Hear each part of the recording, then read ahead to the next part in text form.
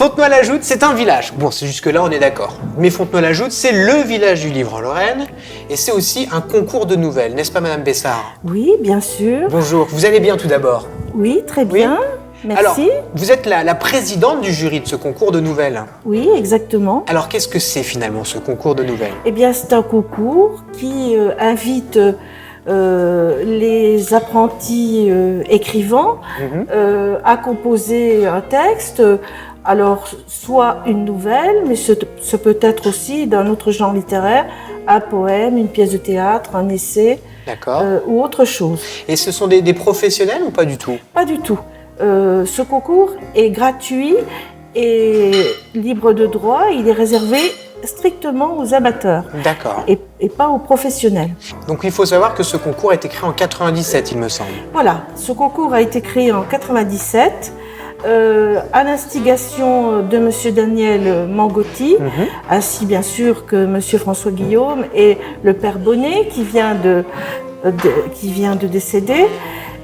Au début, le sujet consistait à célébrer un auteur reconnu, un auteur classique. Puis d'autres sujets sont venus et cette année, par exemple, il s'agit d'un sujet qui va célébrer le 20e anniversaire de la fondation du village du livre. Donc les délibérations ont eu lieu en mai dernier, là on est à quelques jours de la remise des prix. Le thème de cette année, c'était quoi? Et le thème de cette année, c'est entre rêve et réalité. C'est un voyage au pays des vieux livres. Donc on imagine une personne qui est plongée, enfermée, j'ai envie de dire, dans une bouquinerie. Exactement, une personne qui entre une après-midi d'automne dans une boutique, dans une bouquinerie, et puis qui par inadvertance se laisse enfermer.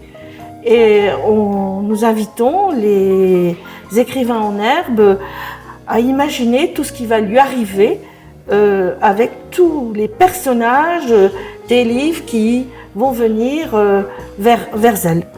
D'accord. Et il faut savoir aussi que c'est un concours qui est ouvert, donc soit si on veut écrire en solitaire, mais aussi de manière collective. Les écoles peuvent participer. Exactement. En fait, il est ouvert à deux catégories principalement, les individuels, jeunes et adultes, et collectifs. Alors collectifs, ce sont beaucoup des élèves des classes primaires, de secondaire, voire même du supérieur. Et les adultes, ce sont souvent des personnes qui participent à un club d'écriture, à un atelier d'écriture, ou voire même des seniors d'une EHPAD. Ainsi, l'EHPAD de Baccarat participe souvent. Donc la finalité de ce projet, c'est bien sûr de concevoir un recueil de nouvelles, j'imagine. Oui, absolument. Alors le jury est composé de qui? Alors le jury est composé de personnes qui sont attachées à la culture ou à la littérature. Alors ce sont souvent des libraires, des bibliothécaires, des enseignants, des professeurs de lettres, ou voire des gens de lettres. D'accord. Ainsi, l'an dernier, nous avons reçu 230 manuscrits et en général, on en sélectionne une cinquantaine. Anonymement, bien sûr. Anonymement. Et ce n'est pas facile, ce n'est pas une sinécure que de sélectionner les textes.